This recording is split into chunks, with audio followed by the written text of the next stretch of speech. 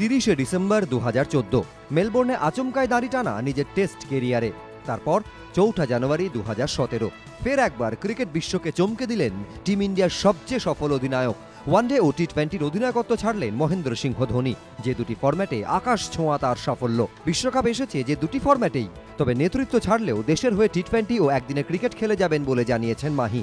ভারতীয় বোর্ডের তরফে এদিন এক বিবৃতিতে একথা জানানো হয়েছে। কিন্তু কেন এই আকস্মিক অবসর? ধোনির ঘনিষ্ঠ মহল সূত্রে খবর, মাহির পাখির চোখ এখন 2019 বিশ্বকাপ ও আইসিসি চ্যাম্পিয়ন্স ট্রফি। সাম্প্রতিক অতীতে একদিনের ক্রিকেটে ভারতের পারফরমেন্স আদৌ ভালো নয়। ক্যাপ্টেন কুলের ওপর তার চাপ বাড়ছিল। নাম ছিল ক্রিকেটার ধোনির পারফরমেন্সের গ্রাফও, কিন্তু সীমিত ওভারের ক্রিকেটে এখনও তার বিকল্প নেই। এই পরিস্থিতিতে বিশ্বকাপের কথা মাথায় রেখে নিজের পারফরমেন্সে জোর দিতে চান ধোনি। তাই শেষ পর্যন্ত চূড়ান্ত সিদ্ধান্ত। অবসরের পরেও দীর্ঘদিন আক্ষেপ ছিল প্রাক্তন ভারত অধিনায়ক মোহাম্মদ আজহারউদ্দিনের। 99টি টেস্ট ম্যাচ খেলেই থমকে গিয়েছিল তার ক্রিকেট জীবন। সেঞ্চুরি আর হয়নি। আর মাহি 199টি একদিনের ম্যাচে অধিনায়কত্ব করেই ছাড়লেন দায়িত্ব।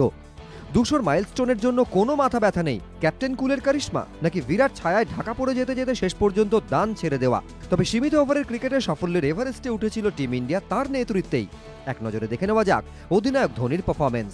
199টি একদিনের ম্যাচে অধিনায়কত্ব করা ধোনি জয় পেয়েছেন 110টি ম্যাচে, হার হয়েছে 74টিতে। টি20তে 72টি ম্যাচে নেতৃত্ব দিয়েছেন মহেন্দ্র সিংহ ধোনি, যার মধ্যে 41টিতে জয় আর 28টিতে হার।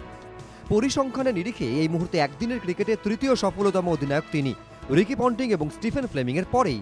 আর টি20তে বিশ্বের সফলতম অধিনায়ক, বিশ্বের অন্যতম সেরা ফিনিশার। তবু অধিনায়কত্বের ফিনিশিং লাইনটা ছুঁলেন সাদামাটা এক অ্যান্টি ক্লাইম্যাক্সে। ধোনি যুগের অবসান? প্রশ্ন ক্রিকেট মহলে। এবিপি আনন্দ।